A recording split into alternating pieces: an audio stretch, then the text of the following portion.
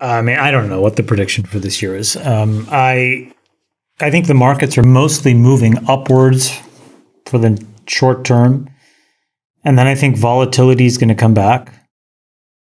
I'm just trying to find good long-term businesses and just kind of close my eyes and not have to look at these stock prices every day. And as long as I can manage my own psychology, I think I'll be fine. And I think that's probably the thing that most of us need to be doing.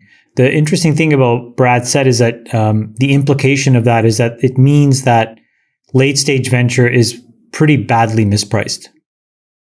And I think you're going to have to knock these things back by 50, 60%. I think you saw the first real big movement there yesterday, which was the Instacart print, right? We went from a $40 billion valuation to, I think it was 24.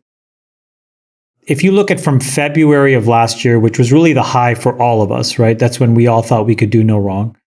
You know, the comps to Instacart are off anywhere between 50 and 70%. You know, takeaway is off 70%, Uber's down 60%, DoorDash was down 55%. So these are some big moves. And so, you know, it made sense that Instacart had to get kind of like reset. The problem that it has is that it's now the nth player trying to get public into a space with many players who've guzzled up a lot of capital in a low rate environment. And so if you think about company building, this is why entrepreneurs have to pay attention to this stuff.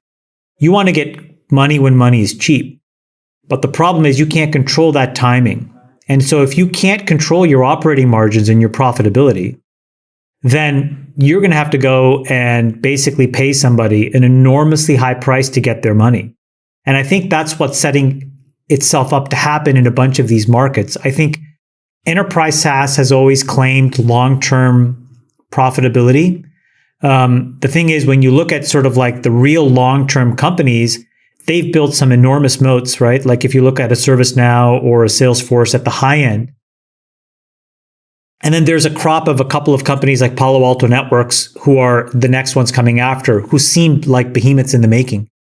But everybody else, I think people have to really question like where the long-term profitability going to come from. And so if that's true, then the late-stage private SaaS companies are in trouble. Similarly, in places like delivery, where again, you've had a bunch of comps come out. They've been curing in the public markets for years. You know, Uber, DoorDash. There's a couple of these behemoths getting built, DoorDash being the most obvious.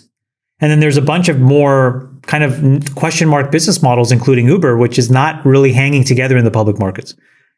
So I think the real question for entrepreneurs is if you have the nth business, nth being not the first, not the second, but you're the seventh or eighth or 10th trying to go public, and all the 7 or 8 before you are gas guzzling machines, you're going to pay a very heavy price to get public. And I think that that's the reckoning that we're starting to see. So I'm really interested to see how that plays out. You know, the Instacart valuation could easily be cheap at 24, but it could just as easily be overpriced by another $10 billion, depending on how people think about who the last buyer of resort is in the public markets.